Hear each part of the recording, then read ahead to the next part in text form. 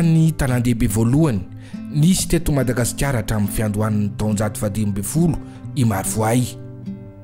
Kely maizina no anarany tamin'izany no ny ala mikitroka nanodidina azy.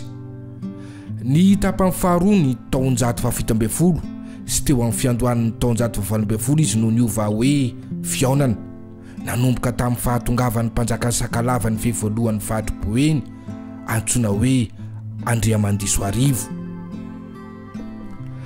Efa nisy ny fifankalozana ara-bakiteny tamin'ny arabo tamin'ireo tompon-tany teny tamin'izany toy ny Antanandro, Sandrambohitra, Manandambo, be mihisatra sy ireo tompon-tany hafa tamin'ny taonjato 17 sy ny taonjato talohan'io.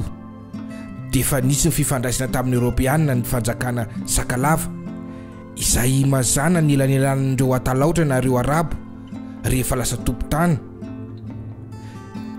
Rehefa ny natanjaka ny fanjakana Sakalava nanomboka ny taonjato 17 tamin'ny fanjakan'i Andrian-dary fotsy, dia ny ahena ny fanelanelana nataon'ireo arabo mifantana tamin'ny fandraisany tamin'ny vahiny avy any ivelany sy ny tompon-tany. Ary ny avy any amin'ny faritra andrefan'ny Madagasikara na ny tao atsimo andrefan'io na ny taty avaratra andrefana, fa ny mpanjaka no maso mandito tamin'ny fifanarahana rehetra izay atao amin'ny vahiny.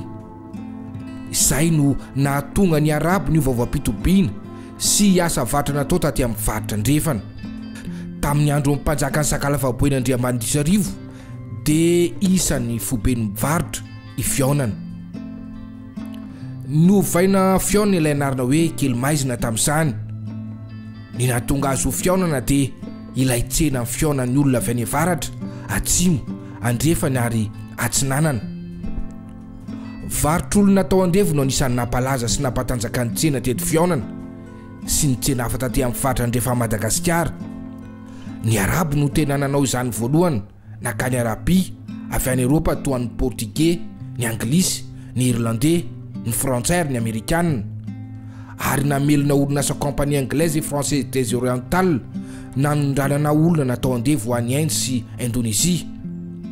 Nandritra ny taonjato 17 tao anatin'ny sotram-barotra telozoro. Voalaza fa basy sy bala vanjatao fitaovam-piadiana, fitaovana fampiasaina amin'ny fiainana andavanandro toy ny vilia sotro, vy, lamba ary zava-pisotro misy alikaola no nentin'ireo vahiny atakalo ireo olona tao andevo tamin'izany. Rehefa tsy olona dia atakalo vato sarobidy, volamena, volafotsy, azo sarobidy avy eto Madagasikara na omby sy vary hatrany amin'ny enatsokatra azy. Sambo lehibe no fitaovam-pifamoivoizana ny vizivezina teto amin'ny FARITRA Madagasikara tamin'izany, ilay natsoina hoe sambo-kotria. Mananara no ny antsoina ny renivohitry Betsiboka hatramin'ny taonjato 17 noho ny fiandohan'ny Betsiboka avy eo amin'ny renivohitry Mananara ao Mangamila atsimon'ny Anjozorobe no adina tanana avy eny amin'ny renirano ka hatreto amoron-tanàna ny canal de Mananara mba hanomora ny fidiran'ny sambo lehibe eto akaikin'ny tanàna mpanjaka eto fiaonana. Noho ny nateto fiaonana avokoa ny mpanjaka Sakalava miboen'ny fandimby nanomboka tamin'ny androny andrefan'ny tao aorian'ny taona 5 ka hatramin'ny andro mpanjaka vavaravahiny tamin'ny taona 9 raha ara-tantara dia ny mpanjaka vavaravahiny nanova nanarana hoe fiaonana ho Marovoay, satria raha nandeha namangy ny tsena tao fiaonana niaraka tamin'ireo tandapa ka niteny tamin'ny tandapa niaraka taminy mba angalana rano sotroina, ka lasa tokoa ireo iraka nitady rano teo amin'ny vavarano akaikin'ny tanàna. Ay, voay marobe no hita tao.